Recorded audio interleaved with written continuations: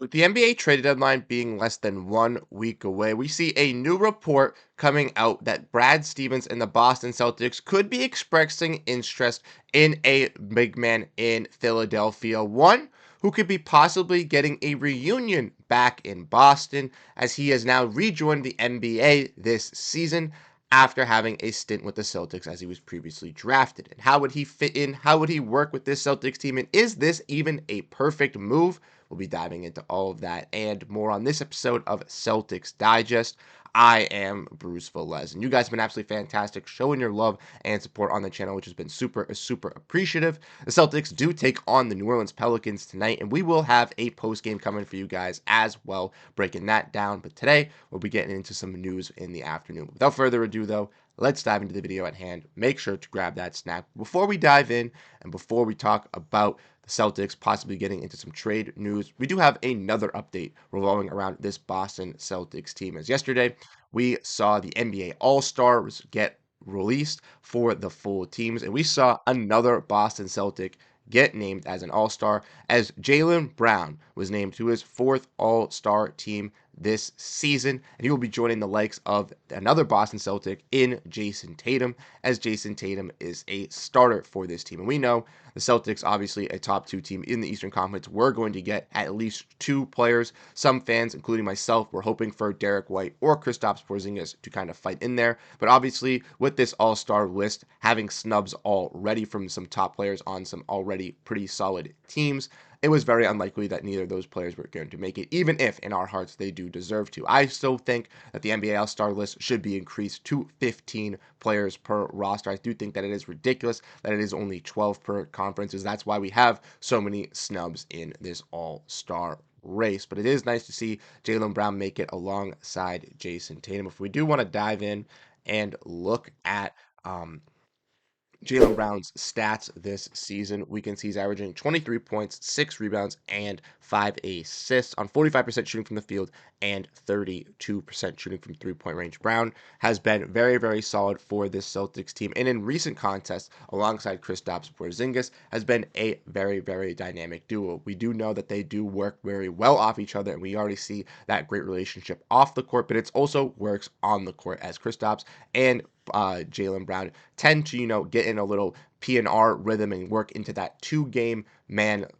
type of stints, which take the Celtics into some of those leads early on in the first half, like we've similarly seen over these last couple contests. But like I said, very happy to see Jaylen Brown make this All-Star game. It is well deserving of him to be getting this All-Star nod, and it is very nice to see the Celtics once again have 2 All-Stars in Brown and Tatum. Let me know what you guys think down below in the comment section, how you guys feel about those guys making the All-Star game. But let's dive into the trade news, and let's get into that as we could possibly see a reunion in Boston. And that's right, ladies and gentlemen, as we saw from the latest trade update from around the league, Michael Scotto from Hoops Type gave us a little bit of an update on the Boston Celtics, as we see that the Celtics, Knicks, and Denver Nuggets are 3 teams amongst others showing interest in Guerschon Yabusele. And that was coming from Michael A. Scotto on his latest of Hoops Hype, but it was transcribed by Dunk Central here, where we obviously see several teams have expressed interest in trading for Yabusele, including the Celtics, Knicks, Nuggets, and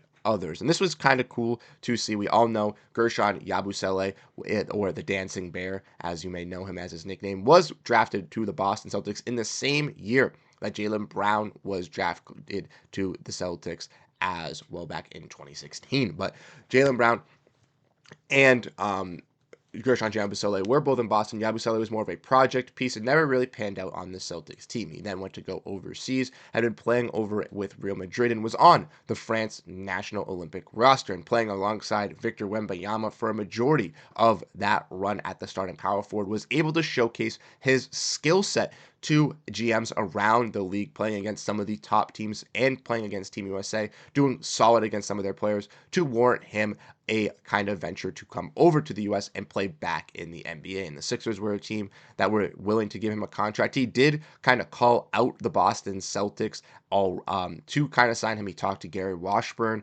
about it, but while Gary Washburn was there telling them Celtics to re-sign him, but the 76ers were the team that were able to bite on that re-signing, and Yabusele has been solid for the Sixers this season as well. If you want to dive in and look at his stats for the Sixers team, who has obviously dealt with some injuries to Paul George, Tyrese Maxey, Jaron McCain, Joel Embiid, Yabusele has had to kind of be a gleaming star and one of those little bright pieces for this team. He's been averaging almost 10.5 points, 5.5 rebounds, and 2 assists on almost half a block and almost a steal per game, shooting 50% from the field and almost 40% from three-point range. And this is very, very solid to see from a player in Guerschon Yabusele. Once again, kind of getting his opportunity in the NBA and looking like he's going to be able to stay and find a home long term with a nice deal coming up this summer. But could a team like the Celtics or some of those other teams being interested in trading for him be able to snag him and give him that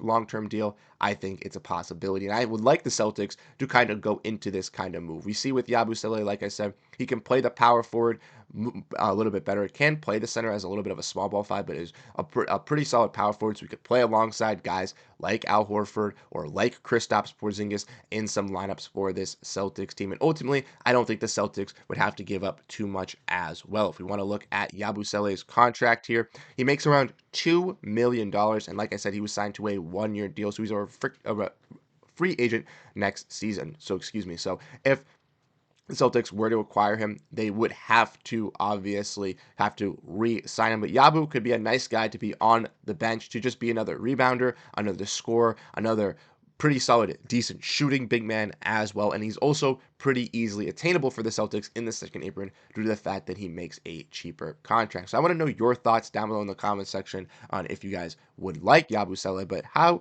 about we kind of get into how the Celtics could possibly get him as well? Because I think there are some possibilities that the Celtics could explore with looking at some of these contracts to get a player like Guerschon Yabusele. Now, we obviously know with the Celtics being in the second apron, they have to send out a contract that is of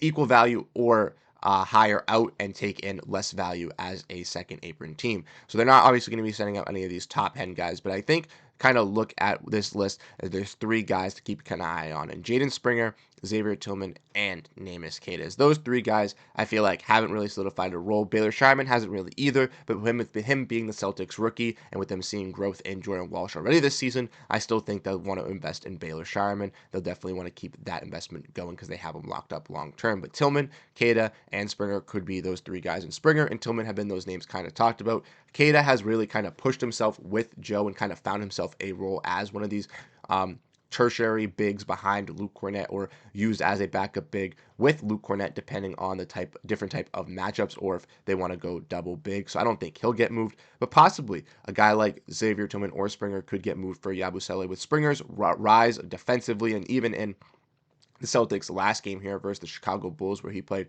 pretty solid, I don't see the Celtics looking to move off a guy in Jaden Springer. I don't see them having any interest in trading Springer, and I think they should keep him long term. But Tillman has been a guy that has fallen out of the rotation and might be a guy that could be out on this Celtics team, and maybe a swap for Yabusele for Tillman could be the right move for the Celtics. Might have to attach some draft capital, but who knows? We saw the Celtics last offseason acquire Xavier Tillman and Jaden Springer by sending out guys like Lamar Stevens and Delano Banton, but they necessarily didn't have to trade those players one for one to get those type of guys. They traded Stevens for Tillman, yes they did, but to get Jaden Springer, they traded a second round pick for Springer, and then they traded Delano Banton for a second round pick. So Tillman, necessarily, if he was traded to acquire Guerschon Yabusele, might not necessarily be going to Philadelphia, could be going to a different team. But with the Celtics not really having Tillman being able to get that much run, and in his last performance playing alongside Neemias Queta not looking the greatest, it looks like Tillman's time